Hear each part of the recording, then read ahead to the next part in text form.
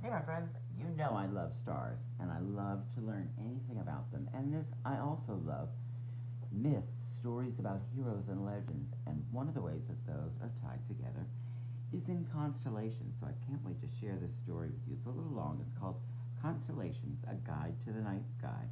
And it's written by Sasaki and illustrated by Alan Flinn. So let's hear about constellations. Man, I mean, I'm already pulled right into this book. Look at this map of constellations. You see anyone that you know?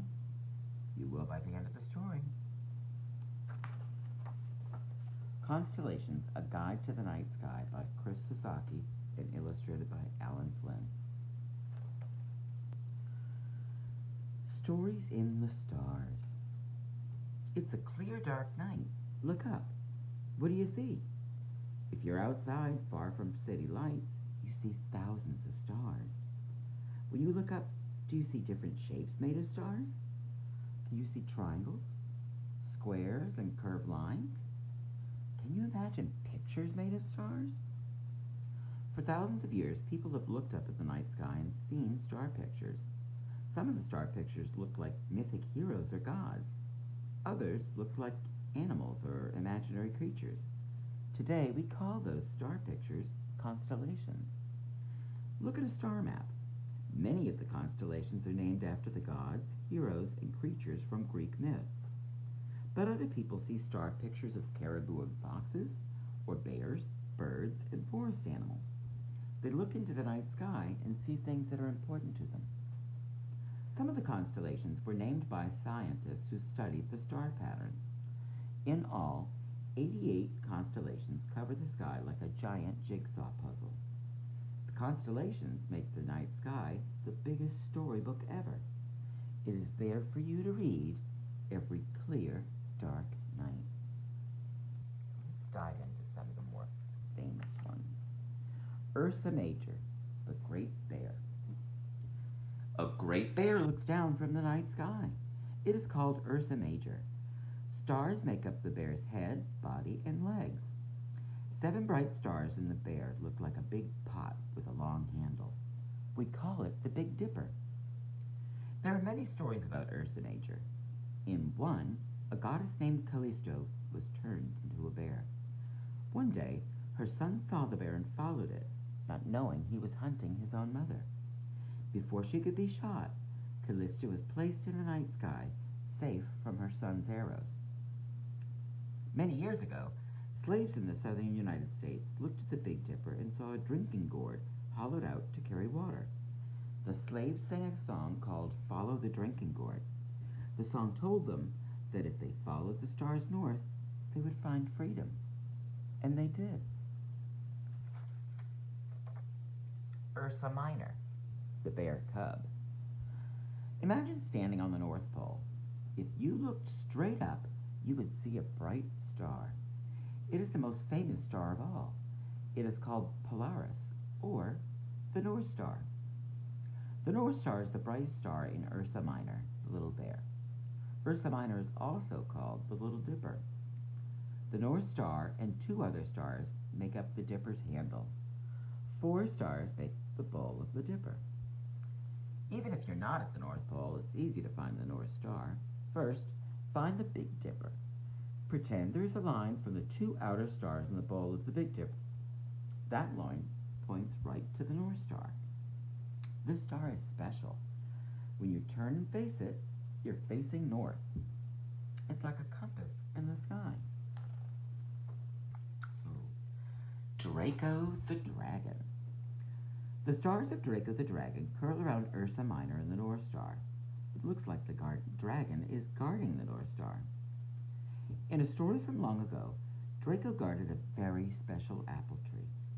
The tree was a gift to the greatest of the Greek gods, Hera and Zeus.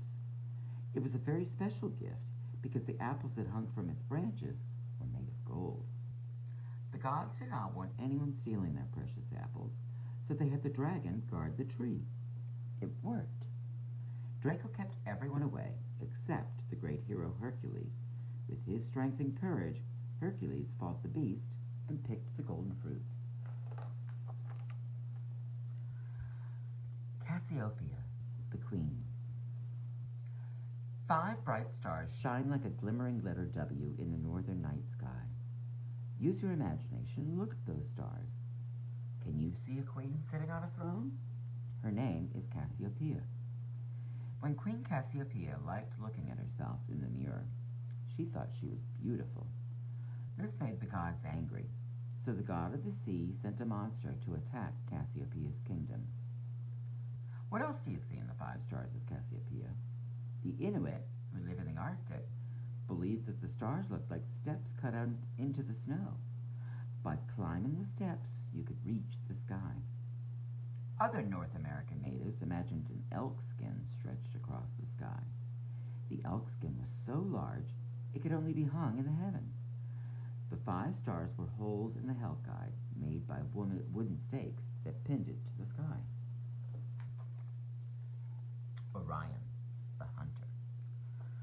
Orion the Hunter stands like a giant in the winter night sky. 2 bright stars shine from his shoulders. 2 more adorn his legs. His belt is made up of a row of stars. Look carefully, and you'll see the stars in his club and shield, too. Orion gazes toward a group of stars called the Pleiades. The Pleiades were 7 beautiful sisters. Orion fell in love with them, but the 7 sisters weren't interested. Every night, Orion follows them through the sky, but he can never catch them. The Inuit see a different picture. To them, the star in Orion's right shoulder is a polar bear. The stars of Orion's belt are hunters following the polar bear. Just as Orion never catches the Pleiades, these hunters never catch the bear. Taurus, the bull. Do you see a group of stars in the winter night sky shaped like the letter V?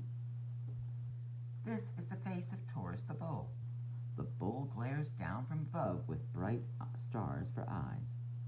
2 stars shine from the sharp tips of the bull's horns. A small cluster of stars sits on the bull's shoulder.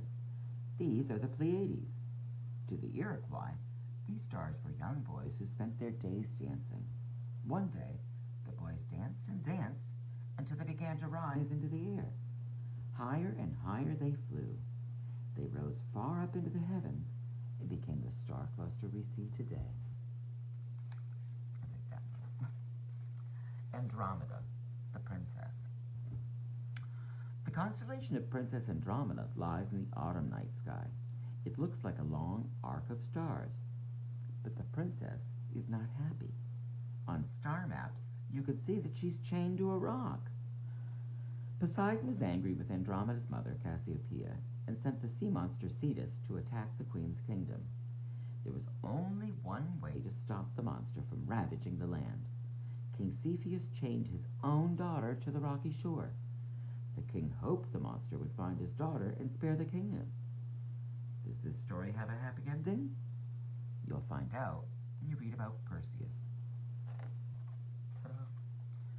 Perseus, the hero. In the autumn night sky, look for a crooked V of stars not far from Andromeda. That's the hero Perseus. Perseus was a great warrior.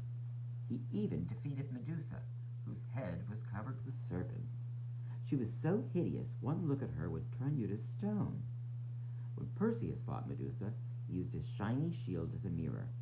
By looking at Medusa's reflection instead, Perseus was able to kill her and cut off her head without turning to stone. After the battle with Medusa, Perseus happened upon Princess Andromeda. She'd been chained to some rocks and was being attacked by a sea monster. Perseus came to Andromeda's rescue. He held up Medusa's head before the creature. The monster took one look, turned to stone, and sank beneath the waves. Andromeda was saved. Pegasus, the winged horse. Pegasus, the winged horse, flies through the autumn night sky. Do you see 4 stars that form a large square? The square is the horse's body. Other stars mark the front legs and head of this beautiful animal. Pegasus was a wild creature. Only the young Greek prince Bellerophon could ride him, using a bridle made of gold. Together, the two set out to battle the Chimera, beast that was part goat, lion, and serpent, and breathed fire. Still, the chimera was no match for Bellerophon and Pegasus. The two soared down from the sky and defeated the three-headed monster. Cygnus, the swan. Look up on a clear summer night, and you'll see Cygnus, the swan, soaring along the Milky Way. Bright stars form the body, wings, neck, and head of the beautiful animal. To some native people, Cygnus is a snow goose. One day the goose was gliding along the surface of a lake when 3 hunters saw it and took aim. The startled goose took flight, but it was too late. The great bird fell into the water. The hunters paddled out into the lake in their canoe, searching for the snow goose. The sky grew dark. Stars appeared and were reflected in the water. The hunters looked up. The snow goose had become a constellation, soaring through the night sky. Aquila, the eagle. The constellation Aquila is an eagle that flies through the summer night sky. Aquila's brightest star is Altair. In a story told in Japan and China, Vega was the sun god's daughter. Altair was the young man who took care of the sun god's cattle. The two fell in love, but as their love grew, they forgot their work. The sun god became angry and sent Altair to the far side of the river of the Milky Way. Vega went to the magpies for help. That is why each year on the 7th day of the 7th month, the birds fly up and form a bridge across the Milky Way. Altair and Vega meet on this bridge of wings and shed happy tears at seeing each other again. Hercules. It is summer. Look straight up. Do you see stars that look like a crooked H? You're looking at Hercules, one of the greatest heroes in the sky. The H is the body of Hercules. Other stars make up the hero's head, arms, and legs. He's even holding a club. Hercules was the strongest man who ever lived. He became a god by performing 12 tasks, including battling a lion with his bare hands. That lion is now the constellation of Leo the lion. The sky is full of other creatures Hercules fought. He battled Hydra, the serpent with 100 heads, and Cancer the crab. He even hunted Cygnus the swan and Aquila the eagle. The great hero even fought and beat Draco the dragon. Look up in the night sky and you'll see him there, standing over the defeated dragon. Leo the lion. Can you find Leo the lion? Look for a backwards question mark below the bowl of the Big Dipper. That's the lion's mane. A triangle of stars is the lion's hindquarters and tail. The dot of the question mark is a bright star called Regulus, which means little king. The brightest star of the triangle is called Denebola, which means lion's tail. The Greeks looked at Leo and saw the fierce lion killed by Hercules. But other people saw different animals in these stars. The Incas of Peru saw a big cat called a puma, and the Chinese saw a horse. Can you think of any other animals in the stars of Leo? Gemini, the twins. Not far from Orion the hunter are Gemini, the Gemini twins. The bright star Castor is the head of one twin, and the shining star Pollux is the head of the other. In Greek myths, Castor and Pollux were the sons of Zeus. They were great warriors who sailed with Jason and the Argonauts aboard their ship, the Argo. Once, Jason and his crew were trapped on an island with a giant who could kill his opponents with a single blow. The giant challenged the sailors of the Argo to a boxing match, but only Pollux was brave enough to accept the challenge. With skill and speed, Pollux defeated the giant, freeing the Argonauts to set sail again. Lyra, the harp. The night sky is filled with heroes, animals, and strange creatures. There is also a musical instrument in the stars. Lyra, Orpheus's harp. Lyra looks like a small triangle and a slanted rectangle made of stars. Along with Castor and Pollux, Orpheus sailed with the Argonauts. One day, the Argo and its crew were passing an island where the Sirens lived. The Sirens were sea demons whose songs lured sailors to their deaths. The Argonauts could not resist steering toward the sound, so Orpheus took up his harp and began to sing. At the beautiful sound of his music, the sailors stopped listening to the demons and steered to safety. Orpheus and his harp saved the ship.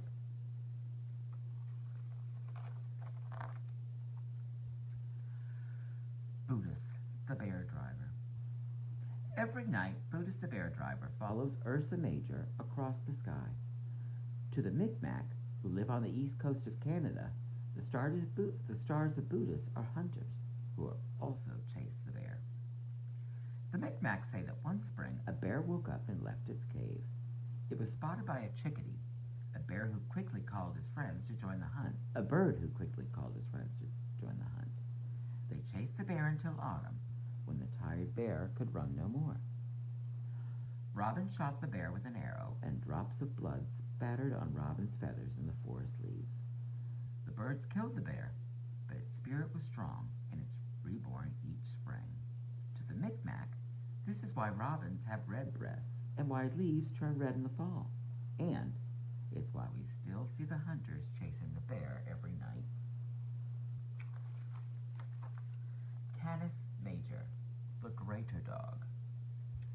Canis Major is one of Orion's hunting dogs, running through the winter night sky. It doesn't look much like a dog, but it's easy to find. Imagine a line through Orion's belt. Follow it, and you'll come to Sirius, the brightest star in Canis Major, and the brightest star in the night sky. Look carefully at Sirius. Does it twinkle or sparkle with different colors? The Inuit of the eastern Arctic called the star Synchric. That means flickering. To them, Sirius is the flame of an old woman's seal oil lamp, flickering in the breeze from her window. Inuit who live in the western Atlantic called the star Kajiktuk Tirganal. Okay. That means red fox and white fox. When they look at Sirius, they see two foxes fighting to get into the same hole. The star changes color because one fox is white and one is red. Sagittarius, the archer. Sagittarius is a strange archer. He is half man and half horse, riding through the summer night sky. It's no wonder he's holding a bow and arrow.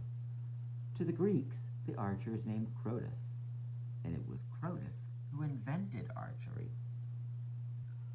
To most people, the 8 bright stars of Sagittarius look more like a teapot with a handle, a lid, and a top. There are also 6 stars close to that look like a teaspoon. Look closely, and you'll see other stars that look like a slice of lemon. You're all ready for a tea party. Scorpius, the scorpion. To the Greeks, a long line of stars form the giant scorpion named Scorpius. But to the Maori of New Zealand, the stars are a magic fish hook. I bet you've heard this story. The fish hook belonged to a young boy named Maui. One day, Maui hid in his brother's fishing canoe. When the brothers found Maui, they were very angry. They let him stay, but they wouldn't give him a hook or bait. So, Maui took out a magic jawbone and used it as a hook. The young boy soon caught a huge fish and pulled it into the canoe. Suddenly, the fish turned to stone, fell back into the ocean, and became islands. Maui tossed the magic hook into the sky, and it's still there for you to see in the stars of Scorpius. Oh man, I thought that was such a terrific book. I hope you learned a lot about constellations. But I also want to tell you, I have a little project on YouTube as well, and it's about making your own constellation. I hope you had a chance to do that. I cannot wait to see them. Take care, all my friends, and keep looking up at the stars. Bye.